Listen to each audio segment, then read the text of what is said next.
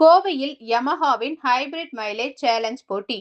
India Yamaha motor private limited நிறுவனம் தனது அதிநவீன ஹைபிரிட் தொழில்நுட்பத்தின் எரிபொருள் திறனை வெளிப்படுத்தும் வகையில் கோயம்புத்தூரில் பிரம்மாண்ட ஹைபிரிட் மைலேஜ் சேலஞ்ச் போட்டியை நடத்தியது. யமஹா நிறுவனத்தின் அங்கீகரிக்கப்பட்ட டீலர்ஷிப்களான சிஏஜி என்டர்பிரைசஸ் மற்றும் ஆர்பி ஏஜென்சிஸ் ஆகியவற்றுடன் இணைந்து நடைபெற்ற இந்த போட்டியில் ஏராளமான வாடிக்கையாளர்கள் தங்களது குடும்பத்தினருடன் பங்கேற்றனர். இந்த மைலேஜ் சவாலுக்காக மோட்டார் சைக்கிள்களுக்கு சுமார் 62 கிலோமீட்டர் தூரமும், ஸ்கூட்டர்களுக்கு சுமார் 34 கிலோமீட்டர் தூரமும் கொண்ட பாதைகள் கவனமாக தேர்ந்தெடுக்கப்பட்டிருந்தன. நகர சாலைகள், போக்குவரத்து நெரிசல் மிகுந்த பகுதிகள் மற்றும் திறந்தவெளி சாலைகள் என அனைத்தும் கலந்த இந்த பாதையில் பங்கேற்பாளர்கள் தங்களது வாகனங்களின் சஸ்பென்ஷன், பிரேக்கிங், வேகம் மற்றும் பிக்கப் ஆகியவற்றை நிஜ உலக சூழலில் சோதித்து அறிந்தனர்.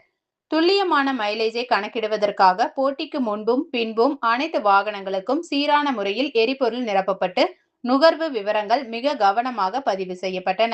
போட்டியில் அதிக மைலேஜ் பெற்று சாதனை படைத்த முதல் 3 வெற்றியாளர்களுக்கு கோப்பைகளும் சான்றிதழ்களும் வழங்கப்பட்டு கௌரவிக்கப்பட்டனர்.